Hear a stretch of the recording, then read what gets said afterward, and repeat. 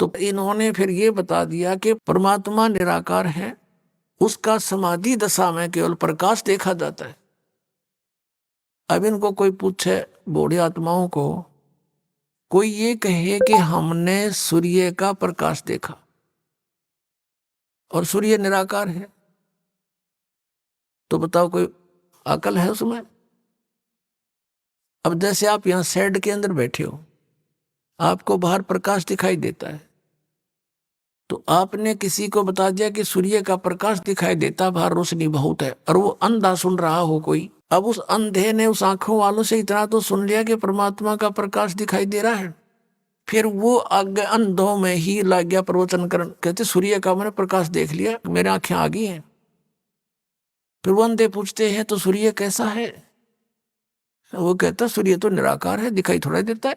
अब उस अज्ञानी ने किसी से, आंखों वाले से सिर्फ इनकम्प्लीट नॉलेज सुन लिया, पूरा नहीं सुना, अधूरा ज्ञान सुना, और उससे स्वयं ही पाक गया वो फिर प्रभु। अंधों में अंधा ही अपने आप को आंखों वाला सिद्ध करने की कुचेष्टा करता हुआ कहता है कि मैं सूर्य का प्रकाश देखता हूं। फिर उसे कोई पूछता है कि सूर्य कैसा है? वो तो निराकार है, दिखाई थोड़ी ही देता है।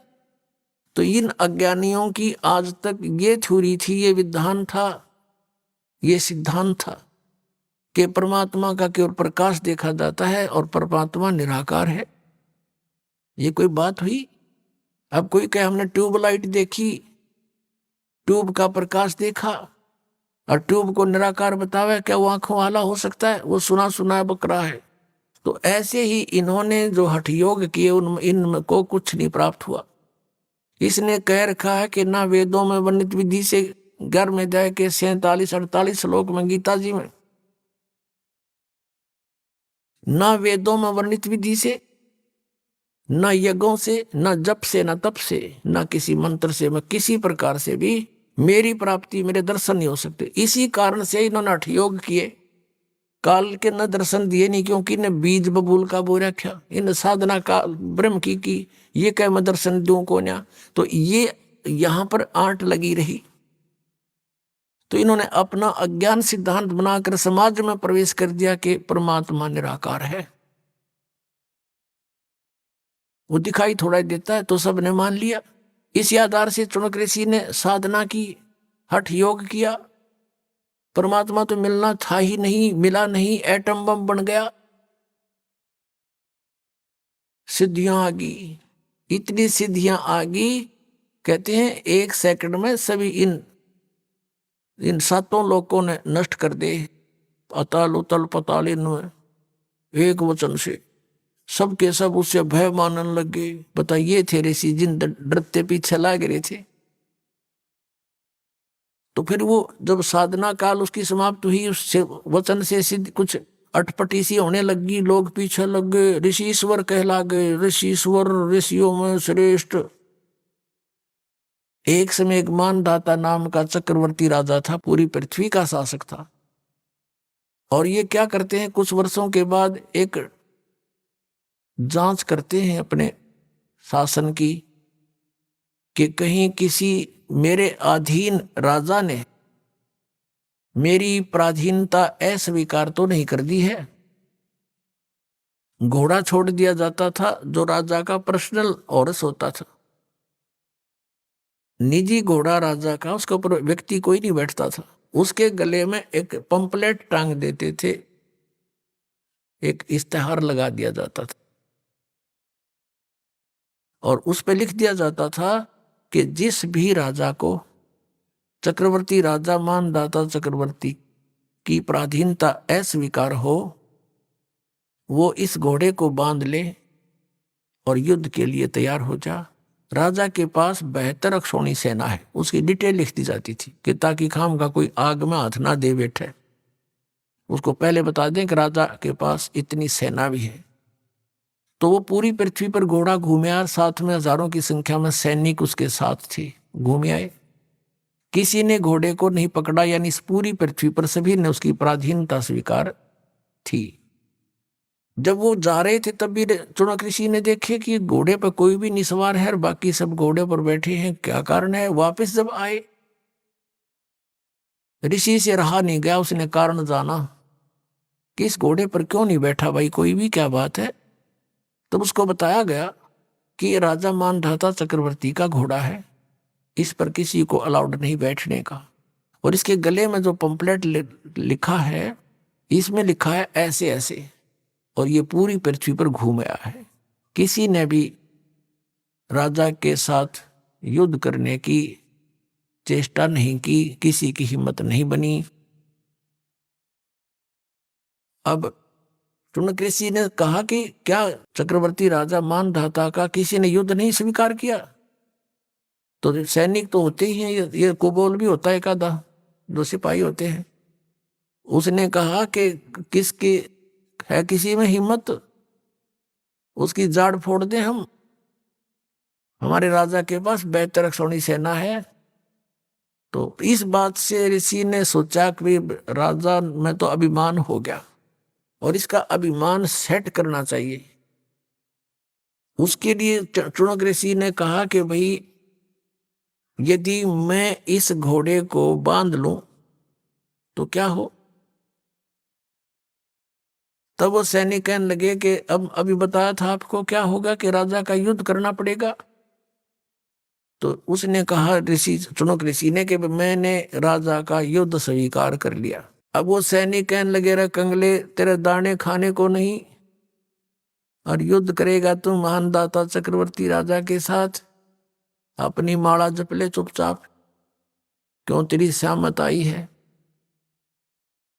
तो चुनक ऋषि ने कहा कि भी कोई बात नहीं, मेरे भाग्य में ऐसा ही होगा, मैंने युद्ध स्वीकार कर लिया और बांध दो घोड़ा मेरे इस वृक्ष के साथ में।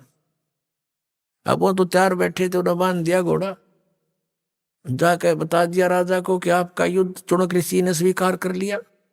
मंत्रियों ने सलाह दी कि राजन, आज एक व्यक्ति की हिम्मत हुई है, कल दूसरा इसी तरह गर्दन उठाएगा। हे राजन, ये तो रास्ता पड़ गया। और कहते हैं अंग्रेजी में निप द एवल इन द बड, कि बुराई को शुरुआत में ही खत्म कर देना चाहिए। इस आधार से औरों को भय पैदा करने के लिए मानदाता चक्रवर्ती राजा ने अपनी 72 करोड़ सेना का, 72 अक्षौणी सेना को समझने के लिए, स्वाभाविक समझ लो 72 करोड़ सेना को 18 करोड़ की 4 टुकड़ी कर ली। प्रथम टुकड़ी एक बार 18 करोड़ सैनिक भेज दिए एक व्यक्ति को मारने के लिए। उधर से उस काल के पुजारी ने, चुनक ऋषि ने अपने सारे जीवन की साधना का एटम बम बना लिए, चार पुतली तैयार कर ली वचन से, और एक पुतली छोड़ दी, 18 करोड़ सेना का नाश कर दिया। राजा ने दूसरी टुकड़ी भेज दी, ऋषि ने दूसरा पुतली छोड़ दी, 18 करोड़ का उसने नाश कर दिया। ऐसे 72 करोड़ सेना का उस चुनक ऋषि ने विनाश कर डाला। अपनी आत्मा, वो ऋषि था, उसके सिर में दर्द था राजा के साथ पंगा लेना, साधुओं का काम अपना होता है। लेकिन इस काल ने ये करवाना होता है, रिमोट इसके हाथ में है, इनको एटम बम बना लेता है और फिर इनके किए हुए कर्म इन्हीं के सिर पे रख देता है। अब चुनक ऋषि ने जो ओम नाम का जाप और हठ योग किया, उससे उसका तप बन गया और ओम नाम के जाप से ब्रह्मलोक के लिए अधिकारी बन गया। और जो उसके बाद उसका पुण्य वहां समाप्त हो लेगा, ब्रह्मलोक में जाने के बाद वापस आएगा, पृथ्वी पर राजा बनेगा, तब से राज्य प्राप्त होता है। और जो उसने अपनी वचन से 72 करोड़ सेना का नाश कर दिया, उसका दंड भी उसको भोगना पड़ेगा। चाहे कोई वचन से मारो, चाहे कोई विष देकर मारो, चाहे कोई गोली से मारो, लाठी से मारो, वो अपराधी है। परमात्मा उसको अवश्य दंड देता है। और यहाँ का विधान है कि जैसे कर्म जिसने किए हैं दोनों भोगने पड़ेंगे। आपके दोनों अकाउंट ओपन हैं, बुरे भी अलग डिपॉजिट होते हैं और अच्छे अलग जमा होते हैं। और दोनों भोगने पड़ेंगे। जब ये ऋषि अपने सब पुण्यों का नाश कर लेगा और राज्य भी भोग लेगा, उसके बाद ये कुत्ते की योनि में जाएगा, इसके सिर में कीड़े पड़ेंगे और फिर ये सिर मारता फिरा करेगा।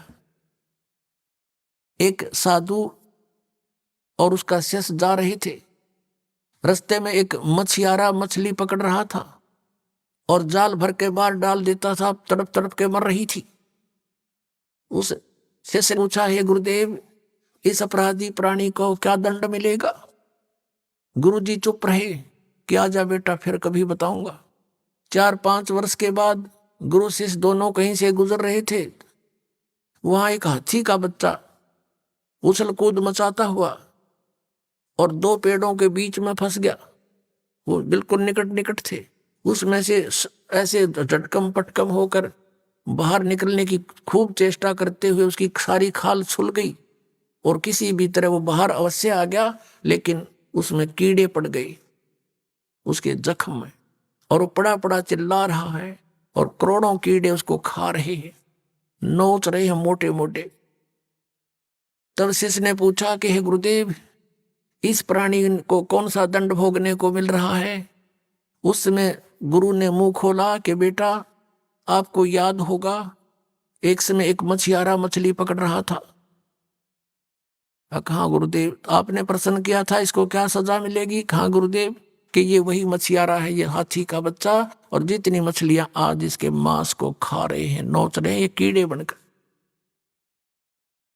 तो पुण्यात्मा, श्रीमद् भगवद गीता अध्याय नंबर 7 के श्लोक नंबर 29 में कहा है कि जो तत्ब्रह्म से और पूरे अध्यात्म ज्ञान से और सभी कर्मों से परिचित है, वो व्यक्ति केवल जरा और मन से ही छूटने का प्रयत्न करता है। तो ये अखिल कर्म, ये सारे कर्म ऐसे समझने पड़ेंगे अपने।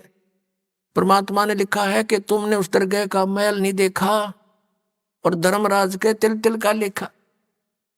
आज तुम गलतियां करते हो, रिश्वत लेते हो, किसी के साथ सौ मिलावट करते हो, डाके मारते हो, चोरी करते हो, एक एक तिल का हिसाब होगा वहां पर।